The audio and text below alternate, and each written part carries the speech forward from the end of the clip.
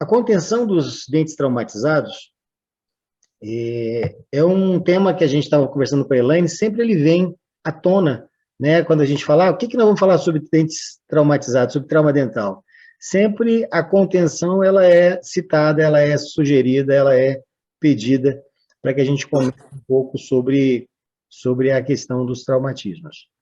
Então, né, hoje calhou, nós vamos poder falar um pouquinho sobre isso, e principalmente, né, sempre que nós abordamos, vamos falar sobre trauma dental, nós sempre gostamos de levar a uma reflexão, né? Qual é a nossa intenção quando trabalhamos, quando vamos tratar, vamos atender um paciente com trauma dentário, e principalmente, especificamente nesse caso, as urgências de traumas dentais. Então, quando a gente fala em traumatismo, a gente lembra que existem estruturas envolvidas, né, nesse traumatismo, e essas estruturas, nós temos estruturas macro, que são, né, os tecidos moles, são os tecidos ósseos, são os tecidos dentários, e dentro desses tecidos ainda temos outras estruturas também, né, dentro, né, microestruturas dentro dessas estruturas maiores. Enfim, então, quando nós vamos lidar com esse trauma, nós temos, principalmente, a gente fala que são, nós falamos que são 3 objetivos, né? A gente consegue agrupar. O primeiro, quando vamos atender o traumatismo, é tirar a dor do paciente, é estabilizar e controlar essa dor do paciente. Segundo, nós vamos promover a cicatrização, a gente vai favorecer a cicatrização dos tecidos que foram lesionados, que foram traumatizados. E terceiro lugar é que nós vamos pensar na reabilitação, que é na restauração, né, estética e função. Então, a gente segue uma sequência de ideias, né, e que nós vamos agrupando procedimentos dentro dessa ideia, que são, nós trabalhamos e também sempre falamos sobre o workflow, né, o workflow dos 15 passos, né, do atendimento das urgências de trauma. Então, os procedimentos, eles estão dentro desses momentos, que são, primeiro, controlar a dor, aliás, antes de tudo, identificar o que aconteceu, controlar a dor, favorecer a cicatrização e depois reabilitar a parte de estética e função. Quando temos o traumatismo, a gente vai fazer essa anamnese, vai fazer uma asepsia, né, para poder verificar o que está acontecendo, e vamos fazer o diagnóstico. Feito o diagnóstico, vamos traçar aí algumas estratégias para o tratamento, porque agora a gente sabe no que a gente está lidando, né? E alguns traumatismos, eles têm as características de sofrerem deslocamentos, sofrerem fraturas radiculares. Então, esses tipos de traumatismos, eles necessitam de um tipo de abordagem que é a estabilização, que favorecer que ele não fique se deslocando, que ele não fique com mobilidade excessiva. Isso pode interferir na cicatrização. Então, a contenção, ela é uma dessas etapas, né, que vai favorecer a cicatrização, e ela tem uma relação, uma influência com a gengiva, né? Nós temos tecidos ali nas gengivais, ao redor do dente, que são influenciados por essa contenção. Nós temos o tecido periodontal, que é influenciado por essa contenção. Nós temos o tecido pulpar, que é influenciado por essa contenção, né? Então, essas estruturas, elas são dependentes dessa condição de contenção para cicatrizarem melhor. Então, muitas vezes nós temos lá dentes com deslocamentos severos e nós temos aquela parte, né, da gengiva no sulco gengival, que ele foi totalmente lacerado, enfim, aquela região do sulco gengival, ele é uma porta de entrada, né, para que os micro-organismos penetrem pela extensão do ligamento, dos tecidos que foram rompidos ali do ligamento, e cheguem a esse ligamento periodontal, e nós vamos ter, então, complicações pela presença desses micro-organismos, e também que podem até chegar à região do ápice, que podem gerar contaminações e até mesmo a necrose do dente. Então, quando nós estabilizamos o dente, quando nós estabilizamos o dente na posição original, né, ou na melhor posição que a gente consiga, nós vamos favorecer esses tecidos a cicatrizarem. Então, os tecidos gengivais, quando a gente fala, né, de tempo, depois nós vamos falar mais adiante, a gente vê que muitos dos tecidos, dos tipos de trauma, a gente pede para ficar com a contenção 1 semana. Mas por que 1 semana, né? Uma das justificativas é que as fibras circulares ali do ligamento periodontal, próximos da gengiva, eles têm um período de cicatrização em torno de 1 semana. Então, quando você tem 1 semana de contenção, você já ajudou esse tecido a cicatrizar e você já pode, às vezes, remover essa contenção, né? Porque esse tecido ele já alcançou o objetivo, que era diminuir essa possibilidade de penetração de tecidos, de micro-organismos via suco gengival. Outra situação também, né, importante é o ligamento periodontal. Então, muitas vezes o dente, ele simplesmente extruiu, teve uma luxação lateral, você reposiciona esse dente. Então, nós precisamos lembrar que, alguns casos, não há necessidade de reposição, que são a menor parte, né? A maioria vão necessitar de um reposicionamento. Então, sempre que a gente fala de contenção, nós vamos...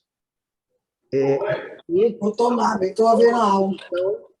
É uma condição de reposicionamento. Então, quando você reposiciona esse dente à posição original, ou melhor posicionamento possível, você vai favorecer a cicatrização desse ligamento periodontal, né? Então, a gente percebe aqui nessa imagem do lado, né, um sangramento aqui no sulco gengival, ao longo do tecido periodontal, ele tem aí algumas marcas, e também nós vamos ter uma influência na cicatrização pulpar. Por quê? Nós temos lá no ápice, por onde passa o feixe vasculonervoso, né? Essa região é uma região que vai nutrir o dente. Se o dente ele sofreu um deslocamento inicial, pequeno que seja, um deslocamento grande, você reposiciona, você estabiliza o dente para que ele consiga manter esse fluxo, né? Principalmente nos dentes com risogênese incompleta, você está favorecendo essa condição da cicatrização pulpar. Você está evitando que aconteça uma necrose pulpar, então, quando você também estabiliza o dente. Então, todos esses tecidos, eles se beneficiam, eles cicatrizam melhor quando nós temos a possibilidade da contenção, né? Então, são todos os tipos de trauma que vão precisar? Não, não necessariamente. Temos hoje o protocolo, né, atual, ele sugere que as subluxações, por exemplo, a concussão, vamos começar. A concussão é um tipo de trauma que não tem deslocamento, não tem grandes lesões ao ligamento periodontal, então não haveria necessidade. Subluxação é um tipo de trauma que tem um envolvimento maior do ligamento, mas não tem deslocamento. Então, no protocolo sugere que em casos onde o paciente ele sinta, né, esteja muito sensível, apesar de não ter deslocamento, você pode fazer uma contenção para dar um maior conforto para o paciente, que vai gerar menos sensibilidade à percussão, vai estabilizar melhor esse ligamento e vai gerar mais conforto para o paciente. Então, poderia ser uma possibilidade. Mas aqui no livro, ele não comenta sobre a subluxação. Então, isso é uma questão do protocolo, que eu já estou agregando aqui um pouquinho na fala, junto à discussão do capítulo. Uma outra questão que influencia, né, quando a gente usa a contenção, ele comenta no livro, é que a gente vai usar, basicamente, as contenções que utilizam o ataque ácido e as resinas. E nessa hora, nós vamos ter ali um material resinoso aderido ao dente, que nós vamos ter que remover posteriormente. e isso pode gerar danos, pode gerar perdas, né, em relação ao tecido dentário quando da remoção. Então, isso pode influenciar no tecido quando nós vamos utilizar, remover essa contenção. Enfim, então, uma aplicação direta, né, sem necessidade de mandar para laboratório, que a gente possa fazer nós mesmos no consultório. Outra característica importante, né, um requisito importante para uma boa contenção, seria a facilidade de aplicação com materiais disponíveis, né, que nós tenhamos facilidade e materiais disponíveis. A gente vai ver mais adiante, existem várias propostas, né, de uso de materiais para contenção. Você ouve muitas coisas como fios de nylon, né, fios de pescaria, a gente ouve fios ortodônticos, principalmente, mas a gente ouve também aí fitas de frascos de soro fisiológico, enfim, coisas que a gente até fez algumas publicações a respeito que a gente vai agregar também ao capítulo. E quando, na situação, né, que a gente se depara quando num consultório e sem recursos, nós vamos ter que lançar mão daquilo que tem disponível, né? Então, existe uma série de coisas que nós podemos utilizar e que vamos, talvez, resolver aquela situação inicialmente, mas que nós possamos depois ter a oportunidade até mesmo de trocar, né? Então, quando a gente fala aí de materiais disponíveis, eu já vi muitas vezes, e já usei no passado, um fio de clips, né? Usando um fio de clips, onde, naquela situação que você não tinha recurso nenhum, você utilizava, fazia uma desinfecção do fio, do clips, e colocava. Porém, não é o objeto ideal, não é o material indicado. Entretanto, numa situação de urgência e sem recursos, você vai poder lançar, obviamente, seguindo alguns critérios aí de segurança.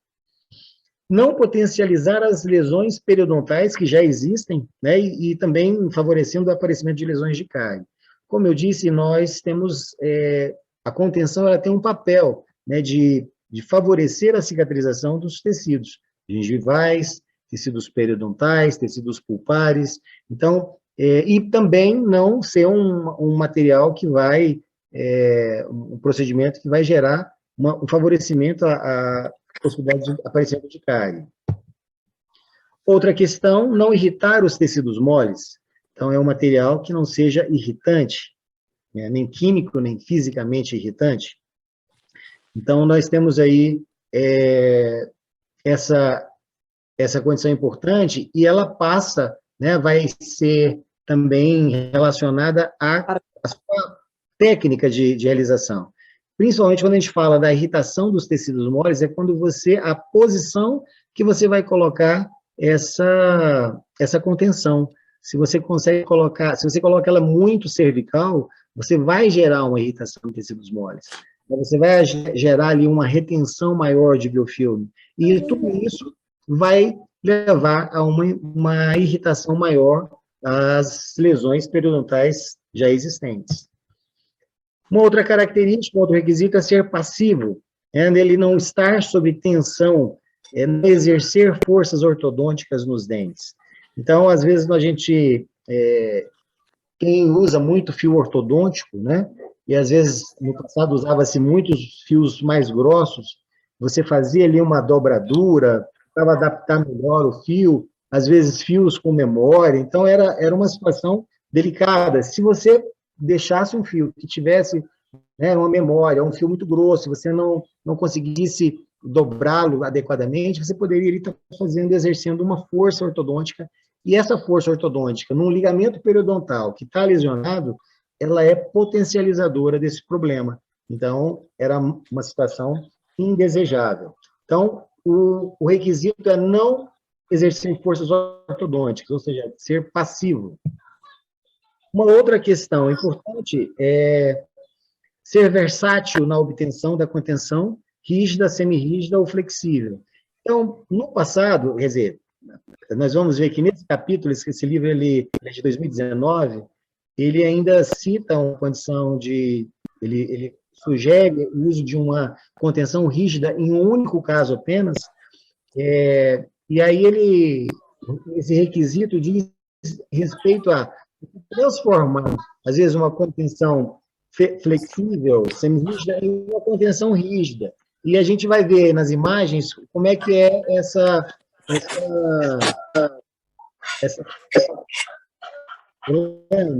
veja para a gente aí o som, por favor. Ela fala dessa possibilidade de transformar essa contenção flexível em uma contenção rígida. Ser de fácil remoção, não gerar danos à estrutura dental. Então, a remoção, né, quem trabalha muito com contenção sabe que nem sempre é tão simples assim fazer a remoção da contenção.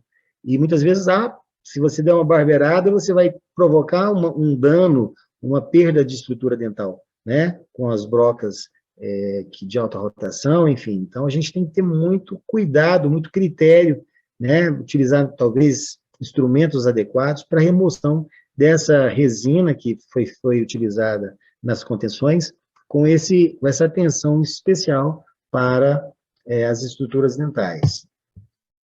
Permitir testes de sensibilidade e o tratamento endodôntico. Então, uma outra condição importante é que, durante a fase ainda de contenção, nós precisamos, às vezes, fazer os testes de sensibilidade.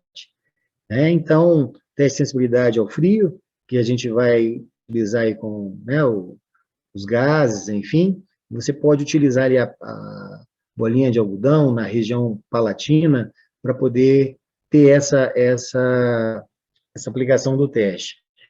E, se for o caso, né, principalmente nos casos de avulsão, com dentes com ápice fechado, você já, com 10 a 14 dias, você necessita de já fazer uma abertura endodôntica. Então, se você tem a contenção, essa contenção, ela também, o recomendado é que você faça a abertura endodôntica antes da contenção, para evitar forças, né, naquele ligamento, aquele tecido periodontal que está em cicatrização. Então, a ideia de você faz o tratamento endodôntico, dente sob contenção, ainda dentro desses 14 dias, e depois a remoção da contenção. Pois bem, então, esses são os requisitos para uma boa contenção. Depois a gente vai estar olhando, né, as imagens e vamos, talvez, voltando aí nessas questões, abordando outros detalhes. O método de contenção, como eu disse, ele está muito relacionado, né? Hoje tivemos avanços, né, desde a década de 70 sobre o uso do ácido, né, e os adesivos dentinários, os adesivos. Então, essa é uma condição hoje que vem como carro-chefe para os métodos de contenção, e, apesar de serem sugeridos outros métodos, esses, com certeza, são os mais adequados, né, em função dos ganhos que são obtidos. Avaliando as propriedades mecânicas de vários tipos de contenção. Então, nós temos aí, ele cita a contenção por sutura. Quando é que é feita a contenção por sutura? Geralmente, as contenções por sutura, ela é considerada uma sutura, né, flexível, ela é indicada para aqueles casos de autotransplante. Então, quando nós realizamos a transferência, né, de um dente para um outro sítio, de utilizar contenções por sutura. Então, é feito, né, tem com um fio, por exemplo, uma sutura em X sobre a superfície instal ali do dente ou oclusal, e você vai promover um mínimo de imobilização. Então, você vai manter o dente no sítio, porém, ele não vai ter uma contenção maior, ele precisa deixar ele solto, e já tem muitos estudos que vêm reforçando os benefícios desse tipo de contenção, né, por sutura, nos casos de autotransplante. Existem as barras de Ehres, né, muito conhecida pelos cirurgiões bucomaxilo, e quando a gente, né, da odontopediatria, que eu sou odontopediatra, a gente vê uma barra de hélice, a gente, né, arrepia de tão agressivo que a gente acha. Entretanto, tem as suas aplicações, né, porém, nos casos de traumatismos dentários, nós temos visto, né, cada vez menos, pouquíssimo indicado. Por quê? Porque a barra de hélice, ela pode promover danos irreversíveis no ligamento periodontal, principalmente, né, no terço coronário desse ligamento. Então, realmente um dispositivo que pode gerar prejuízos com a sua aplicação. Os aparelhos ortodônticos, nós temos também a indicação, né, são recursos que muitas vezes são utilizados. O paciente sofre trauma durante um período que ele está com o aparelho ortodôntico. E aí é feito o aproveitamento desse aparelho ortodôntico, né, desses brackets, para, de repente, gerar essa estabilidade como contenção ao dente traumatizado. Resinas compostas, a resina composta, quando você usa especificamente a resina composta, faz o ataque ácido, e só resina, a gente vê muito isso, é muito comum, né? A pessoa coloca a resina em um dente ao outro, ligado, e essa é considerada uma contenção rígida, né? Então, porque a resina, ela não tem essa mobilidade desejada e não é hoje um tipo de contenção recomendada. A contenção com fios de aço e resina são talvez as mais comuns. Contenção por resina, nesse caso, um tipo de resina mais flexível, mais resiliente, que é a Protemp ou Luxatemp. Nós temos pessoal da dentística, né, usa muito essas resinas para fazer os mock-ups, então são resinas mais flexíveis. Então, nós vamos ver aqui a técnica de utilização dessas contenções, onde você liga dente a dente, nas proximais, também considerado uma contenção flexível, né, semi-rígida.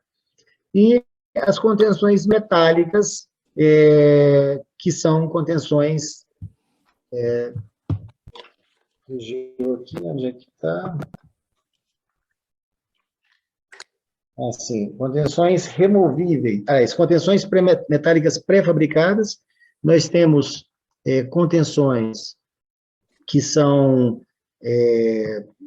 nós temos uma apresentada no livro, que é uma contenção em titânio, né? Uma contenção, inclusive, eu tentei adquirir, mas não consegui, só tem no exterior, enfim.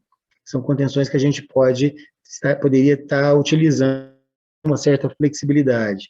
Entretanto, nós não temos disponibilidade aqui no Brasil, mas vamos falar dela mais à frente.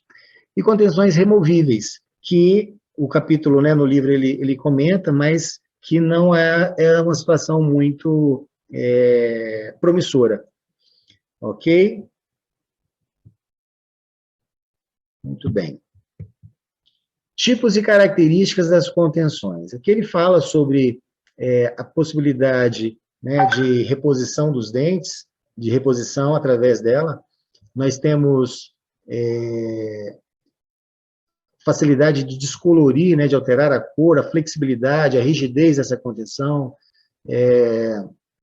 facilidade de quebrar, de fraturar, e a facilidade também na construção. Então, ele dá aqui um sinalzinho de mais para as que apresentam essas características, né, de forma positiva, e negativo para aquelas que não oferecem essas características. Então, quando a gente fala sobre a possibilidade, né, de acurácia de reposicionamento dos dentes, a gente percebe que as barras de Erich, né, por exemplo, aquela que foi citada, nós temos, e quando ela é associada com acrílico, elas perdem essa capacidade de melhor reposicionamento dos dentes. Com a barra de titânio um pouco mais ou menos, e nas esplintagens ortodônticas mais ou menos. Então, aqui, a condição de mais, ela é uma condição favorável. Aqui nós temos as outras questões de alteração de cor, né? Então, a gente percebe que onde tem o acrílico, a resina e o acrílico, nós vamos ter uma certa alteração de cor. Isso não acontece nas estruturas metálicas. Flexibilidade, a gente é considerado aqui bastante flexível, as contenções por sutura, as metálicas negativo, né, e também os fios fios com compostos rígidos, então fios mais espessos também não são considerados, não tem flexibilidade. E os compósitos, né, quando você usa simplesmente as resinas, também não vai gerar flexibilidade. E, por último, aqui a contenção ortodôntica, que dá um pouco, né, mais ou menos flexível. Rigidez, então a gente vê que nas estruturas metálicas, elas sempre vão estar presentes, e também com os compósitos de resina, quando utilizados isoladamente. Nos fios de titânio, um pouco, né, e também nas esprintagens ortodônticas. Facilidade de fratura, né, nas metálicas, a gente praticamente não tem essas chances de fraturar. A sutura tem a chance de soltar o fio de sutura. Com as resinas também, né, só resina, pode haver essa fratura, e nas resinas, né, Luxatemp e Protemp, podem também apresentar essa fratura da resina. A facilidade de construção, né, nós temos aqui com as barras, né, metálicas, difícil, porque você vai fazer uma amarrilha dente por dente, a parte ortodôntica também, com o fio de titânio também um pouco mais difícil, os demais com uma certa facilidade para construção. Essa é uma imagem de uma contenção com fio de sutura. Então, aqui é um caso de um autotransplante, onde foi removido um premolar inferior e colocado no sítio, né, da onde teve a perda dentária do dente 21. Então, você note que aqui você tem aqui um cruzamento desse dessa fio de sutura sobre a superfície oclusal do premolar, e essa é a recomendação para casos de autotransplante, esse tipo de contenção. Aqui, a famosa, né, famigerada barra de Ehrlich, que ela é fixada com fio de amarrilha aqui nos dentes. Então, perceba que essa volta com esse fio de aço, né, ao redor do colo do dente, vai gerar um dano nesses ligamentos periodontais que estão sadios, em dentes sadios, e especialmente naqueles dentes que já estão danificados, né, tem esse ligamento periodontal já lesionado, como isso pode promover um estrago irreversível nessas regiões. Aqui nós temos aqui o material apresentado, né, numa contenção com fio de aço e resina. Então, nós temos aqui o ataque ácido, eles usam aqui manequim, né, para estabilizar os dentes, buscando um posicionamento ideal, e que eu vou comentar com vocês é que muitas vezes você tem traumas em grupos de dentes, né? Então, nós não temos o trauma em um único dente, nós temos em grupos. E, por vezes, você tem dificuldade em devolver o dente para a posição original. Principalmente crianças que estão em fase da dentição mista, você tem dentes com alturas diferentes, né? Coroas erupcionadas de tamanhos diferentes, enfim. Então, é um grande desafio, né, a questão do reposicionamento. E é claro que a contenção, ela vai ser importante para poder gerar favorecer essa cicatrização, desde que a gente esteja na posição certa, né? Então, é muito importante termos essa clareza de que a gente precisa botar o dente na posição mais original possível. E isso pode ser um desafio. Então, aqui a gente percebe que ele usou cunhas de madeira para poder dar uma estabilidade nos dentes, que eu particularmente nunca usei, né? Então, é uma situação que pode ser utilizada, mas que demanda aí um domínio de técnica e, às vezes, um tempo operatório ainda muito maior, né, para a gente poder fazer os procedimentos dessa maneira. Então, aqui a gente fez a aplicação de umas resinas, provavelmente a resina Flow, e dessa forma você tem a estabilização dos dentes, né? Fez um acabamentozinho aqui. Essa é uma situação um pouco crítica, se você deixar, né, o fio com a ponta ativa, isso pode gerar um incômodo grande no paciente. Então, feito isso, estabilizado, feita a polimerização, feito esse ajuste nas extremidades, você tem aí uma contenção. E a questão que ele fala, né, da possibilidade de transformar essa contenção flexível numa contenção rígida, na aplicação dessa resina né, ao longo dessa estrutura metálica do fio. Então, você geraria aí uma diminuição dessa flexibilidade, transformando a contenção flexível numa contenção rígida. Então, aqui nós temos o exemplo daquele Luxatemp, Protemp. Então, é a resina que é utilizada nos mockups, né, que a gente tem pessoal da dentística.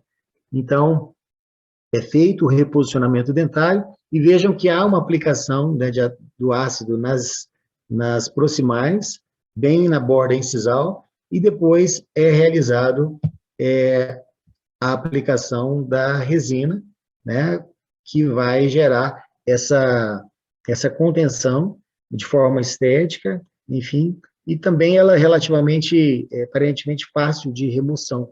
Então, é uma proposta interessante. Entretanto, o que torna desanimador, né, é o custo disso, porque os materiais, né, são bastante caros, então essa é uma técnica mais sofisticada e com custo mais elevado. Aqui nós temos a placa de titânio, né, que ela é moldável, é um material bastante tem muita mobilidade, você pode moldá-lo à estrutura dentária, então facilmente com as mãos, a gente pode dobrar o fio, ele absorve e permanece, ele não tem memória, e você pode fazer o uso dele com a técnica com resina e ataque ácido e sistema adesivo, né, e com resina composta. Então você tem ali, é uma técnica também bastante higiênica, né? Talvez ele considera que não é fácil de aplicação, porém, talvez em relação ao custo, né, especialmente, eu realmente vi o preço dele fora e era um preço bastante salgado, então, isso pode ser também desanimador, né, falta de acesso e o custo também muito elevado.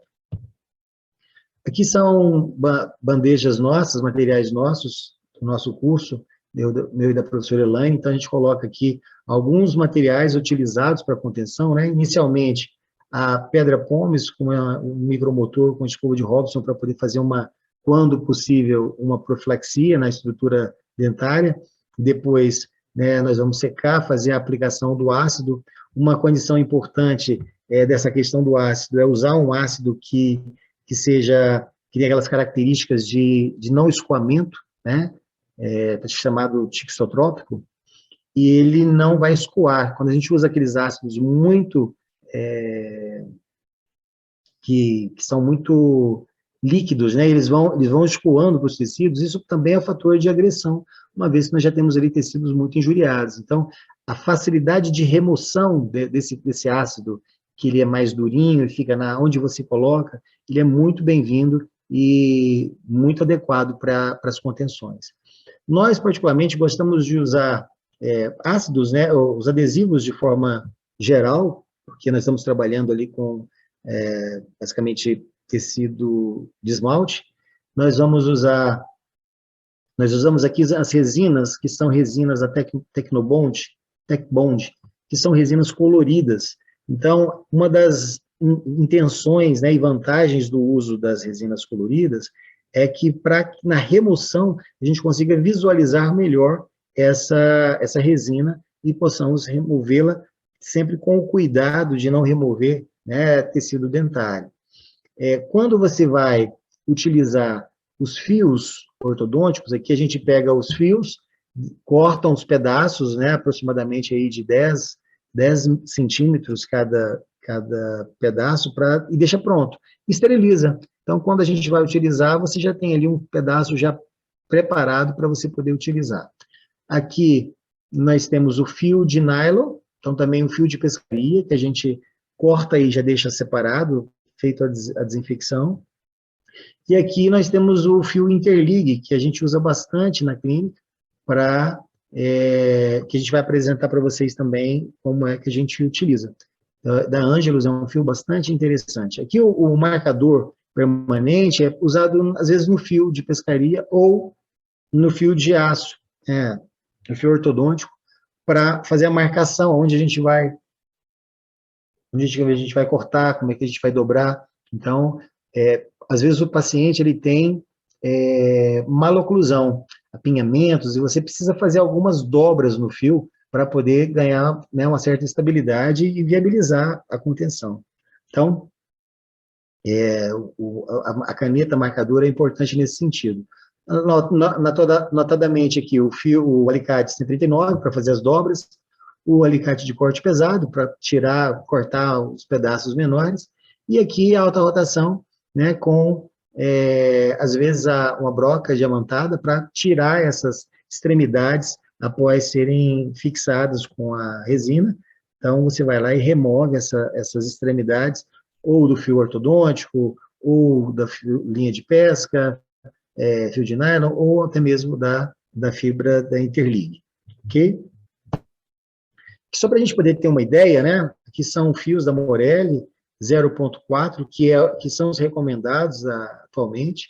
Os fios mais grossos, 0,8, 0,9, a gente vê bastante o uso, entretanto, não são recomendados, tá? Eles entram dentro da categoria de fios de contenção rígida. Então, aqui, nós temos mais claramente o que é esse diâmetro, né? Como é diferente. Então, a ideia então, é realmente de usar os fios 0,4, a grande maioria, né, dos casos, porque ele gera essa flexibilidade desejada que a gente precisa para a cicatrização adequada. Aqui é a fibra da Interlig, da Angelus, que eu comentei, é uma fita trançada, né, com fibra de vidro, com resina composta. Então, essa fibra impregnada, ela vai facilitar muito o uso, porque ela é totalmente fácil de adaptar. Então, principalmente quando você tem dentes com maloclusão, que os dentes eles estão um para vestibular, um para palatino, então você precisa, né, fazer esse contorno, e você não tem tempo, às vezes, para poder fazer com fio ortodôntico, é difícil em questão do tempo, até mesmo técnico, você usa essa fita, ela dá um ganho de tempo muito grande. Então, e principalmente para quem trabalha com criança também, é muito, muito legal, porque o tempo, né, a gente pode otimizar muito a questão do tempo utilizando essas fitas.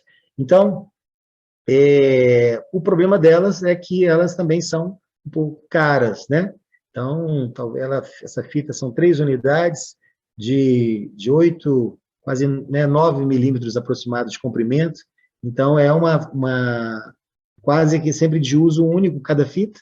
Então, ela sai aí aproximadamente uns 50, um pouco mais reais por cada fita, né? Então, cada pacotinho desse aí, se eu não me engano, a última vez a gente comprou era R$ 150. Então, acredito que talvez esteja até maior o preço.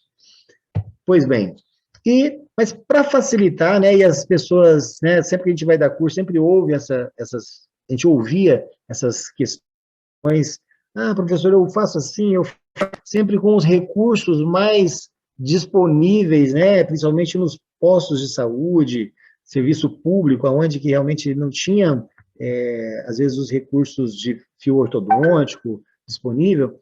Então, a gente ouvia muito falar na questão dos frascos, que era uma situação improvisada, né? E agora, mais recente, nós ficamos felizes porque o professor Soares, né?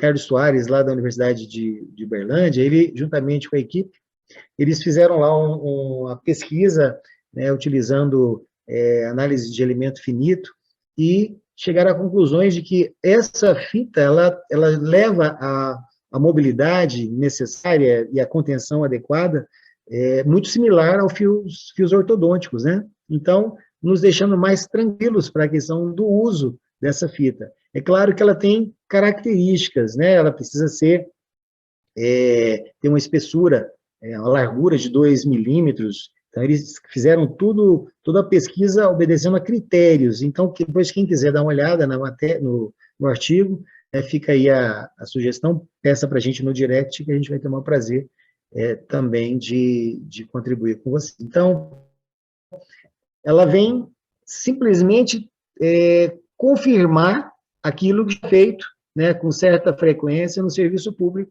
trazendo a validação desse recurso. Bem, e quando é que vai ser recomendado as contenções, né? Que tipos de contenção e a duração dessas contenções? Como nós dissemos inicialmente, as contenções elas têm o objetivo de favorecer a cicatrização. Então, para que isso aconteça, a gente precisa, né, de ter materiais adequados, como a gente já falou, e uma duração também adequada dessa contenção. No passado, acreditava-se que a contenção ela tinha que ser muito longa, quanto mais tempo de contenção, melhor. E, na verdade, hoje, né, a biologia mostra que não, a gente precisa de estímulos, até mesmo para cicatrizar, nós precisamos de estímulos. Então, a contenção flexível ou semi-rígida, ela é muito importante, e a ideia é que ela não fique muito tempo, ela fique o tempo necessário, né, e depois disso ela seja removida, porque o dente precisa entrar em função, para poder se recuperar mais rapidamente. Então, os tipos de traumas, onde que eles são recomendados, são nas extrusões,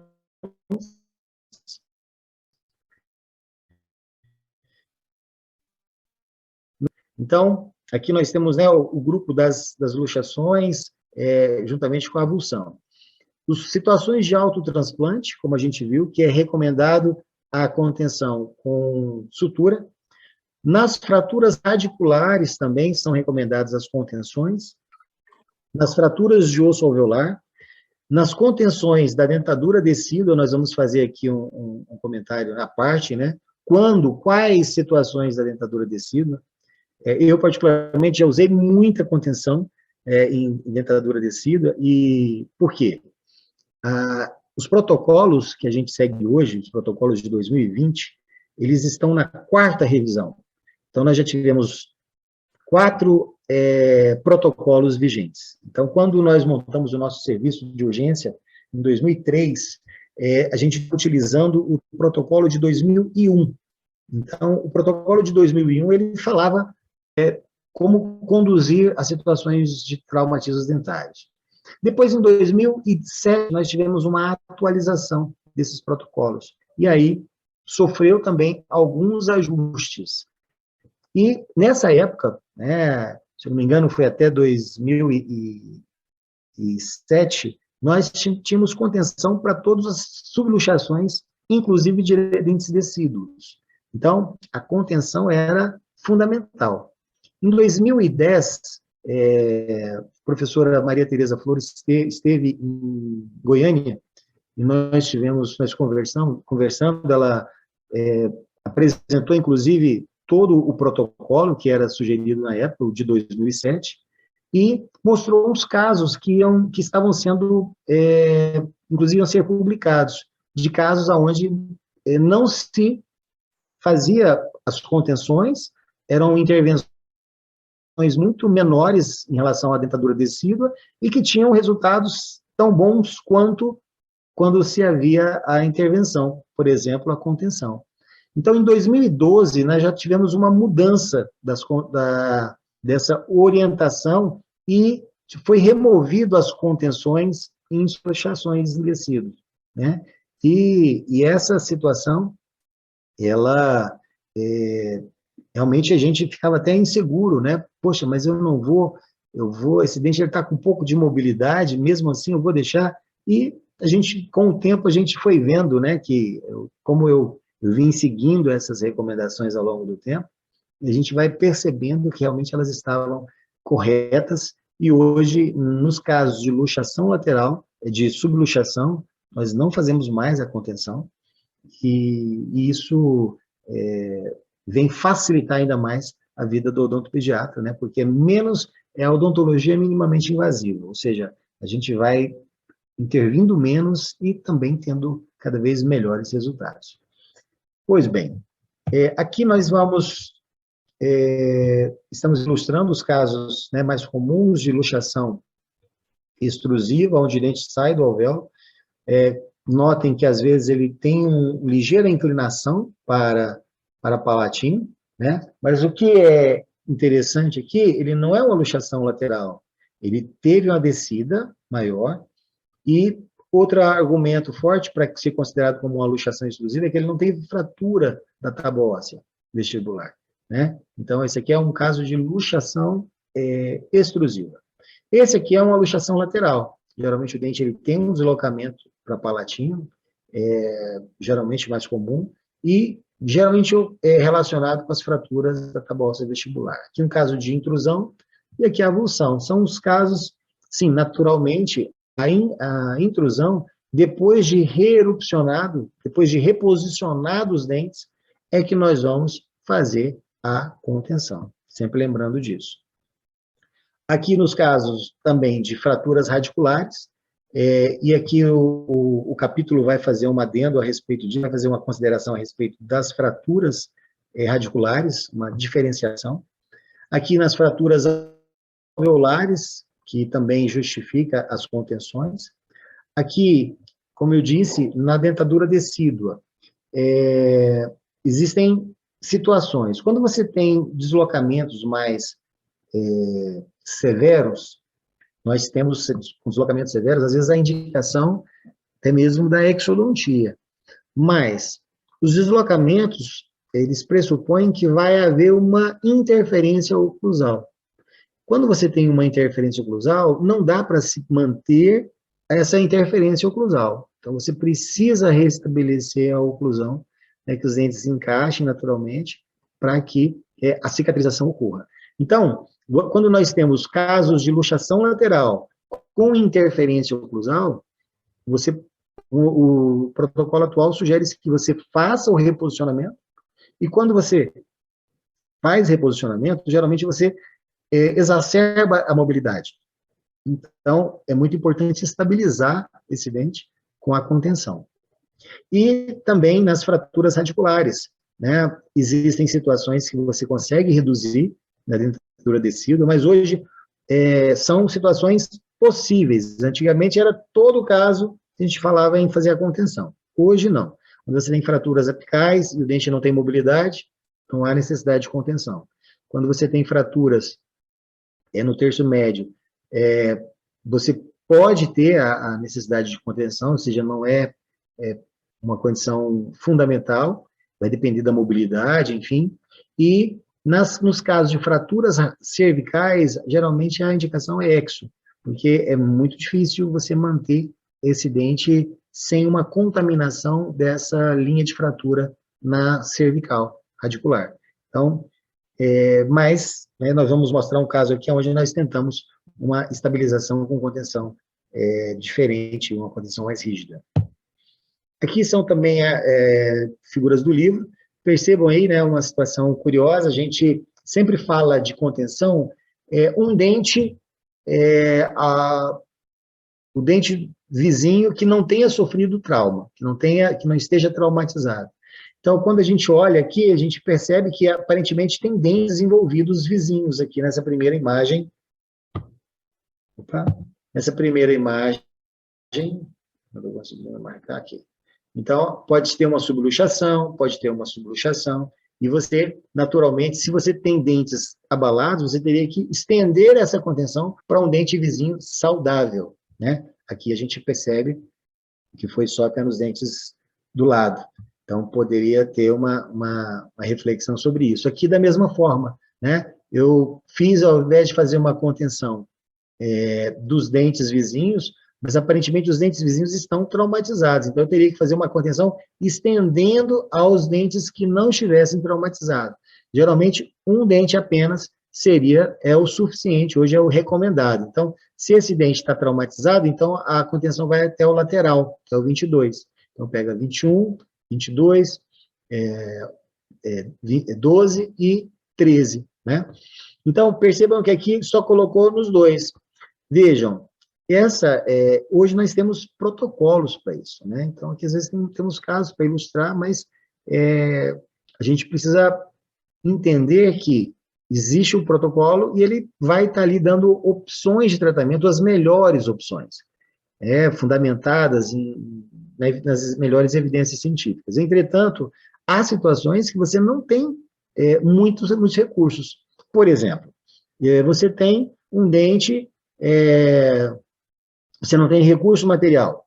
Por exemplo, tem apenas um pedaço um fio ortodôntico que não se estende, né, aos dentes vizinhos, é uma situação. Você tem dentes com perdas maiores, né? Certa vez eu tive aqui uma avulsão, onde a criança perdeu os dois centrais, o 51 e 61. E os dentes vizinhos, o 62 e o 52, eles sofreram luxações laterais. Então, o que a gente fez? Ao invés de passar um fio ortodôntico que vinha, né, toda essa área edêntula do 11, do 21, do 51 e do 61, fizemos uma contenção de canino à lateral e, do outro lado, de canino à lateral. Então, percebam, né, que diante das situações a gente vai tendo que fazer adequações. E nós não temos nada para guiar para isso. Então, eu tenho o básico. Depois a gente precisa estar, né, pensando e buscando o conhecimento científico, né, e a criatividade para buscar por resoluções. Então, aqui são casos já nossos, né? Percebam aqui, nós temos aqui uma criança que teve uma avulsão do dente 11, então, só que a família conseguiu reimplantar o dente, então, quando ele chegou no nosso consultório, ele já estava reimplantado, e já era um dente jovem, era um dente maduro, a criança acho que tinha 11 anos, e por isso nós não fizemos a restauração dela, né? Não aqui. Perdão, aqui, onde é que está? Não, então misturei aqui os casos. Aqui já estava até com abertura coronária. Então, nós tivemos aqui a contenção com a fita, né, interligue, percebam, aqui tem uma questão interessante, que é a maloclusão que eu falei para vocês. Percebam aqui o que eu tenho que fazer de volta para poder estabilizar no dente no lateral.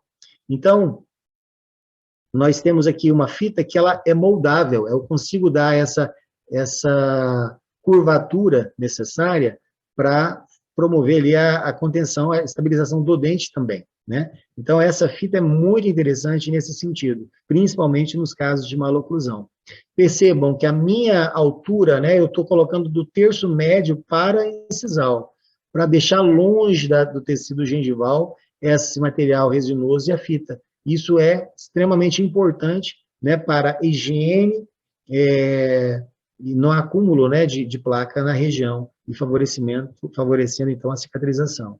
Ok? Aqui um caso antigo meu, de um filho de um colega dentista, ele teve subluxações nos dois centrais e a princípio a gente tinha identificado como os dois, e curiosamente no futuro a gente acabou entendendo que o dente lateral também estava traumatizado, porque ele gerou uma necrose, teve que fazer canal, mas aqui na época a gente não conseguiu diagnosticar essa condição de trauma no lateral, estendemos essa fita. Então, esse caso aqui, acho que 2020, dessa época a gente utiliza essa fita interligue, e muito prática, né? Principalmente em crianças pequenas, eram crianças de 4 anos, um comportamento, né, ainda um pouco difícil, e a gente teve uma facilidade por usar esses materiais que eram de fácil uso. Aqui nós temos também, com essa fita interligue, a gente fez o reposicionamento de dentes que sofreram luxações extrusivas. Então, percebam aí como é que essa técnica, ficando mais do terço médio para o terço incisal, e sempre envolvendo dentes que estejam saudáveis. Aqui, os únicos dois dentes que sofreram trauma foram os dois centrais, né? Então, por isso, estendeu até os laterais. Aqui foi um caso de uma mãe que nos procurou no sábado, se eu não me engano, foi sábado, falou que o filho tinha sofrido um trauma, os dentes tinham sofrido um deslocamento, ela me mandou as imagens, eu falei, olha, há uma maior chance, né, se a gente for olhar em termos epidemiológicos, há uma maior chance de luxação lateral, ou extrusão, em função de uma criança de 3 para 4 anos. Então, mas há uma pequena chance de fratura radicular. Aí a mãe falou, não, se tem mais chance de ser um outro trauma, então a gente vai deixar para levar na segunda. Eu falei, olha, não, né, é importante que faça um diagnóstico radiográfico para a gente poder... E aí a mãe falou, não, eu prefiro levar na segunda. Enfim, a gente percebe aqui as fraturas, né, praticamente no terço cervical. Então, já com 2 dias de deslocamento. Então, quando veio, né, para nós, a gente tentou reposicionar, mas com muita dificuldade. Percebam que a gente conseguiu um pouco mais de reposicionamento e utilizamos um fio mais grosso, com o intuito de diminuir ao máximo essa movimentação das coroas e uma possibilidade de migração de micro-organismos aqui no sulco gengival, que iria, né, facilmente chegar a esse tecido, essa linha de fratura, e gerar uma necrose desse remanescente coronário, desse fragmento coronário. Então, aí uma justificativa para o uso do fio rígido. E agora, nós vamos ver aqui, né, uma aplicação, é um vídeo que a gente tem no nosso... Acho que a gente até botou no Instagram. Então, aí, utilizando a fita, a gente faz uma expectativa de tamanho da fita, usando um fio dental. Aí nós vamos pegar a fita interliga. Eu falei para vocês, ela tem em torno de 8,5, né, centímetros, 10 milímetros.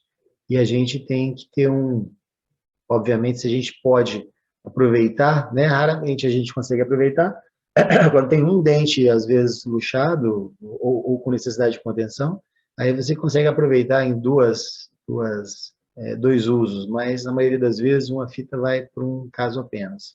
Então, aqui a nossa técnica, nós, né, criamos essa abordagem de fazer uma técnica sanduíche. Então, a gente deixa a quantidade de dentes que vão ser realizados ser contidos, quantidade de bolinhas aí de resina. Então, nós vamos fazer 6 dentes contidos, nós vamos usar 12 bolinhas de resina, né? Então, a gente faz o ataque ácido, veja a qualidade desse ácido, ele não escoa, né? É um ácido que ele tem esse corpo. E aí, feito o ataque ácido, remoção, e depois, né, geralmente a gente remove com uma gaze, com cuidado para não escorrer esse ácido na boca. Fazemos a aplicação do adesivo, feita a polimerização desse adesivo. Então, imagine, né, que essa situação aqui, eu estou com a boca sem sangramento. Imagina numa situação de trauma, né, agudo ali, onde que o sangue ainda está presente. Então, eu coloquei ali uma bolinha, né, de resina, vou acomodar esse fio de fibra de vidro nessa resina. Então, essa contenção, ela é muito resistente, a gente costuma ter uma durabilidade, né, pelo tempo necessário. Então, a gente polimeriza essa primeira camada, né, juntamente com a fibra de vidro. Depois a gente vem com a segunda camada. Isso gera uma estabilidade maior, uma diminuição do risco de soltura, né?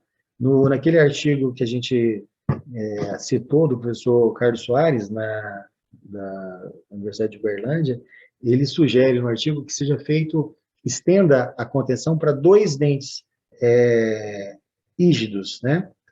Com qual objetivo? Para que, se a contenção se soltar, ela se segure no vizinho. Então, essa é uma situação importante, né? Faz sentido quando você usa uma técnica que é arriscada, né, de soltar, porque se você soltar, você compromete essa estabilização e compromete a cicatrização, mas quando a gente fazemos uma contenção bem feita, bem segura, o protocolo sugere que apenas um dente seja envolvido, um dente rígido seja envolvido de cada lado. Então, aí nós temos a confecção da contenção com a fibra de vidro. E aqui nós temos os períodos de contenção, né? Então, ele sugere que nas luxações laterais nós deixemos por 2 semanas e que as contenções sejam flexíveis. Tá? Nas luxações laterais por 4 semanas e também que sejam flexíveis. Por que é que a gente fala de 4 semanas? Porque na luxação lateral pressupõe-se que houve envolvimento, uma fratura do tecido ósseo vestibular. E aí, nessas situações, quando há envolvimento ósseo, o tempo de contenção ele aumenta de 2 para 4 semanas. Nos casos de intrusão, essa contenção também ela vai ficar mais tempo. Ela vai ficar de 6 a 8 semanas, quase 2 meses, né? Então, essa contenção também flexível, então é uma variação também do tempo de contenção, de acordo com o tipo de trauma. Na avulsão, nós teremos aí recomendações de 1 a 2 semanas, com fio flexível. Nas fraturas radiculares, no terço cervical, que é aquela fratura que eu mostrei para vocês, que há uma maior chance de comprometimento, né, de invasão microbiana, e eles sugerem a contenção rígida. Mas veja, essa é uma situação vista nessa literatura. Nos protocolos não é citado essa condição de fraturas radiculares com contenção rígida. Lá eles citam a contenção semi-rígida.